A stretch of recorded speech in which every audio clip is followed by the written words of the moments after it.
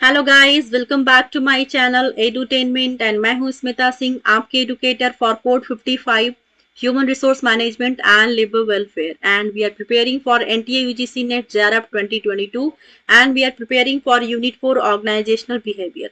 ये रहे कंटेंट्स जो हमें यूनिट 4 में पढ़ने हैं ऑर्गेनाइजेशनल बिहेवियर के अंदर। आप वीडियो को पॉज करके देख लीजिएगा अगर आपने इससे पहले मेरे सेशंस को नहीं देखा है, क्योंकि मैं कई बार रिपीट कर चुकी हैं that what are the contents we have to study in unit 4। And ये सारे टॉपिक्स जो आपके स्क्रीन पे दिख रहे हैं ये सारे हमने लास्ट सेशंस में किए हैं, फिर प्रीवियस सेशंस में किए हुए हैं। आप उनको देख सकते हैं अगर अभी तक आपने नहीं देखा है। And I'd like to tell you that last session में हमने मैनेजरियल ग्रिड के बारे में बात की थी, ब्लैक एंड मॉर्टन के बारे में बात की थी, उनके लीडरशिप स्टाइल की बात की थी। ठीक है, एंड आज हमारा जो सेशन होगा, मैं I am coming to the slide where we'll have to start today, that is Fred E Fiedler contingency model. So आज हम बात करेंगे फ्रेड ई फिडलर के कॉन्टिजेंसी मॉडल की। So let start. The situational theory states that there is no one best style of leadership universally applicable to all situations. So क्या कह रहे हैं ये कि यहाँ इस पूरे, क्योंकि ये क्या वो कह रहे हैं कि पूरे यूनिवर्स में, ठीक है, यूनिवर्सली बात करते हैं, पूरे यूनिवर्स में ऐसी कोई लीडरशिप स्टाइल नहीं है जो हर सिचुएशन में डील कर सके, वो हर सिचुएशन के लिए परफेक्ट हो।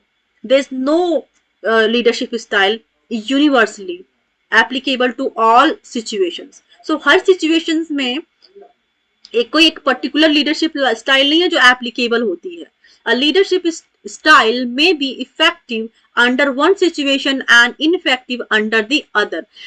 क्या कहना चाहते हैं कि ऐसा नहीं है कि कोई पर्टिकुलर एक स्टाइल बनी है जो हर एक कंडीशन में सुटेबल हो, एप्लीकेबल हो। ठीक है, एंड जरूरी नहीं कि जो आज चीजें वर्क कर रही हो कल को भी वर्क करे। इट मीन्स कि जरूरी नहीं कि जो लीडरशिप स्टाइल आज आप किसी सिचुएशन के लिए यूज कर रहे हैं वो इफेक्टिव उसके लिए है, और वही situation may be different kind of situation या फिर same situation in future arise हो और वही लीडरशिप स्टाइल, वही टेक्निक, वही तरीका फिर से वर्कआउट करे। There is nothing like that.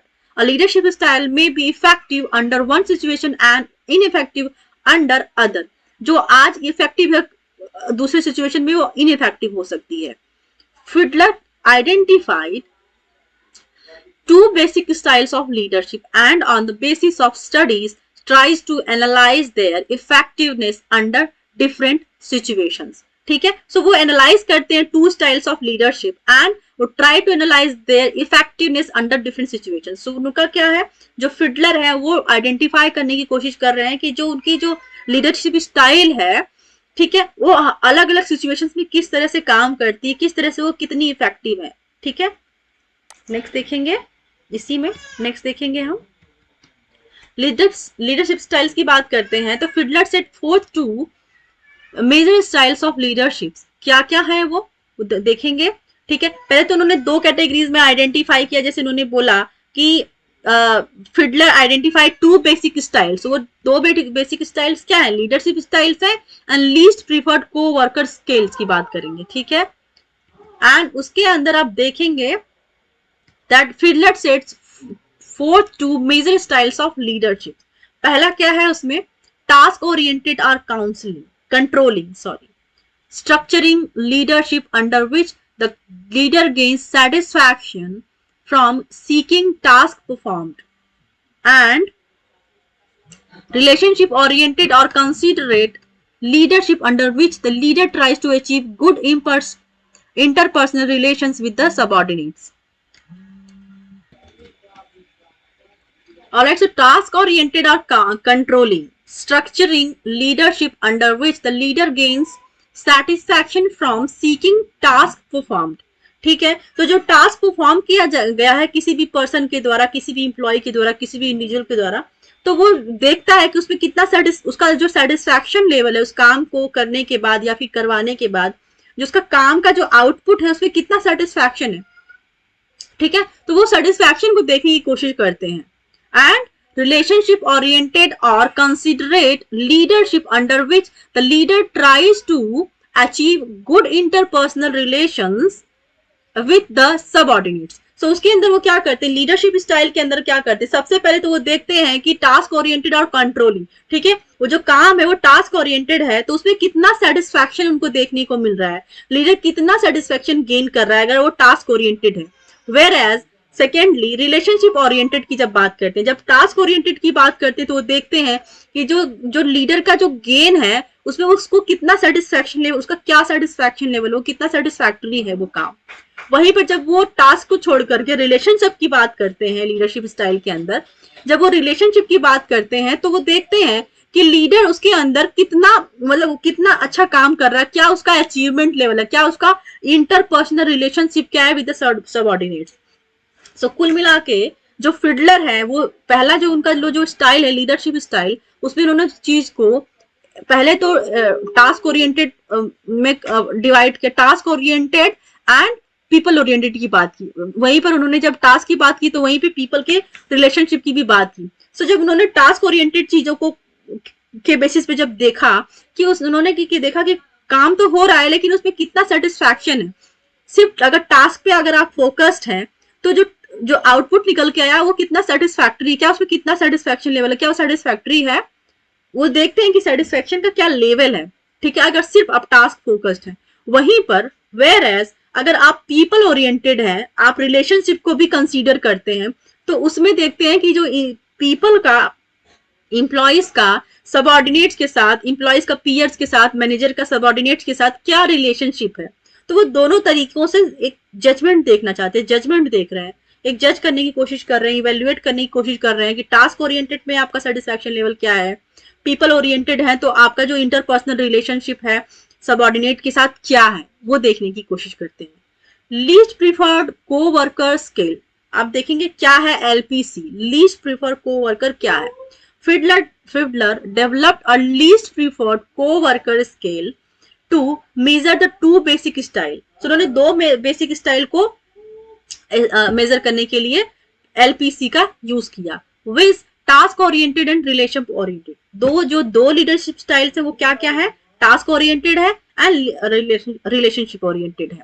LPC least preferred co-worker skill are made by people in a group as to those with whom they would least like to work, ठीक है। सो इसमें उन्होंने क्या दिया कि जो रेट करते हैं मेड बाय द पीपल, लोगों के द्वारा बनाए जाते हैं, group as those which whom they would least like to work, मतलब ऐसे लोगों के साथ रिलेशनशिप को देखते हैं कि जिनके साथ सपोज 5 लोगों की टीम है, वो 5 लोग एक दूसरे के साथ काम ही नहीं करना चाहते क्योंकि उनकी कहीं ना कहीं आइडियोलॉजी मिसमैच है, कॉन्फ्लिक्ट क्रिएट करती है, ठीक है, मतलब वो एक दूसरे को ना पसंद करते हैं, लेकिन फिर भी कम पसंद करने के बावजूद भी उनका जो लेवल है परफॉर्मेंस का क्या होता है अगर वो साथ मिलकर काम करते हैं, ठीक है।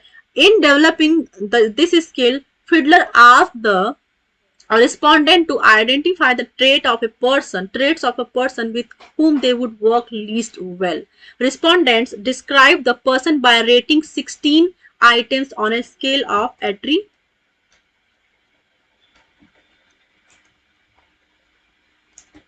एट्रीब्यूट्स।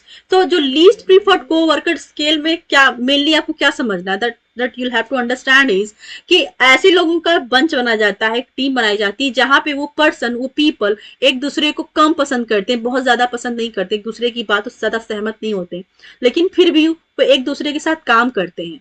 तो उन पीपल से एक फीडबैक लेते हैं, एक फीडबैक के थ्रू जानने की कोशिश करते हैं फिडलर कि उनको वो अपनी टीम को किस तरह से डिस्क्राइब करते हैं। उनको बोलते हैं कि आपके पास 16 पैरामीटर्स हैं, 16 स्केल एट्रीब्यूट्स हैं जिसके बेसिस पे आपको उस पर्सन के बारे में बताना है कि आपको अगर उसके साथ काम आप कर रहे हैं तो क्या चीजें आपको पसंद है उसके और क्या चीजें नहीं पसंद है। तो एक तरह से उस पर्सन का, टीम मेंबर्स का, एक टीम मेंबर के द्वारा एक एनालिसिस होता है कि वो कितने एक दूसरे के लिए अच्छे हैं, काम wise, performance wise, task wise वो कितने इफेक्टिव हैं, कितने इनइफेक्टिव हैं, ठीक है, वो जानने की कोशिश करते हैं वो।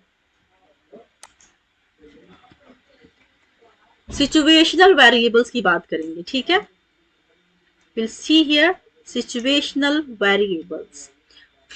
Fred E. Fiedler analyzed 3 major situational variables which exert powerful influence on the leader's behavior and his effectiveness. The 3 variables are ठीक है। सो तीन वेरिएबल्स क्या है हम बात करेंगे, लीडर फॉलोवर रिलेशनशिप। सेकेंड देखेंगे task structure, i.e.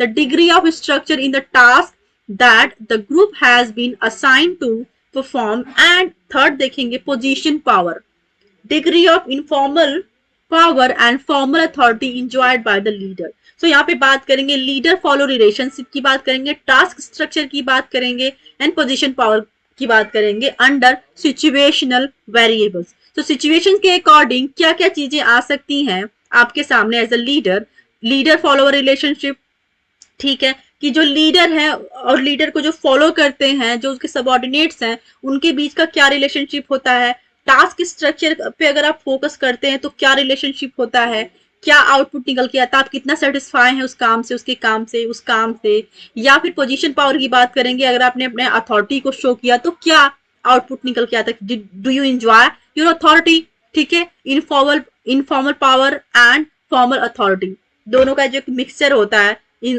Under the position power.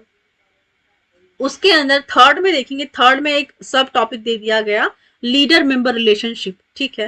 पहला देखेंगे, if group members respect the managers and also feel a personal attachment, then formal authority is less important is getting work and accomplished, ठीक है। सो वहां पे then the formal authority is less important, ठीक है। तो क्या होता है कि जब एक मैनेजर है उसके अंदर काम करने वाले जो उसके सबऑर्डिनेट्स हैं, उनके बीच का जो रिलेशनशिप अगर अच्छा होता है तो वहीं पर ऑटोमेटिकली जो फॉर्मल रिलेशनशिप होता है वो लेस हो जाता है, कम होता है। ऑब्वियसली बात है, अगर आप किसी के साथ फ्रेंडली हो जाते हैं, ठीक है, हंसी मजाक में एकदम चिल होके काम कर रहे हैं, काम को चिल होके करवा रहे हैं, तो वहां पे फॉर्मल अथॉरिटी नहीं रह जाती है। फॉर्मल अथॉरिटी तो वहां पे होती है जब आपका फ्रेंडलीनेस जहां पे कम होता है, जहां पे आप एकदम फॉर्मल रहते हैं, आपका जो रिलेशनशिप होता है अपने सबऑर्डिनेट के साथ पॉइंट टू पॉइंट रहता है, टास्क टू टास्क रहता है कि ठीक है आपको ये काम बोला गया, आप इतने टाइम में ये असाइनमेंट कंप्लीट करके दीजिए। उसके अलावा आपका कोई इन्वॉल्वमेंट नहीं होता है, आपने काम किया, उनको सबमिट किया, दैट्स इट, ठीक है। तो वो होता है फॉर्मल रिलेशनशिप। वहां पे जो मैनेजर होता है, जो लीडर होता है, उसका और उसके सबऑर्डिनेट्स के साथ इंटरेक्शन ज्यादा नहीं होता है। वहीं पर अगर दोनों एक दूसरे के साथ, सबऑर्डिनेट्स एंड लीडर एक दूसरे के साथ अटैच फील करते हैं, या फिर उनका जो रिलेशनशिप होता है एक दूसरे के साथ घुलने मिलने वाला होता है, तो वहीं पर जो फॉर्मल अथॉरिटी होती है वो लेस हो जाती है, वो ठीक है, वो लेस इंपॉर्टेंट हो जाती है, ठीक है, पीपल के लिए under the leader and subordinates relationship, ठीक है। दूसरा देखेंगे टास्क स्ट्रक्चर, ये तो हो गया लीडर मेंबर रिलेशनशिप के अंदर। अब टास्क स्ट्रक्चर की बात करेंगे, if task are highly structured with formal guidelines and well-defined expectations, authority is also formalized and both managers and employees will be at ease with a directive style of leadership. If tasks are unstructured, such as in creative research labs, group members and managers expect less directive leadership with more conciliatory behavior. ठीक है, तो आपको एक मोटा मोटी समझना है कि जो टास्क स्ट्रक्चर में क्या होता है कि आप पीपल जो होते हैं ना, जो मैनेजर्स होते हैं, जो लीडर्स होते हैं, वो टास्क ओरिएंटेड होते हैं, वो फोकस उनका किस पे होता है, रिलेशनशिप पे नहीं होता है।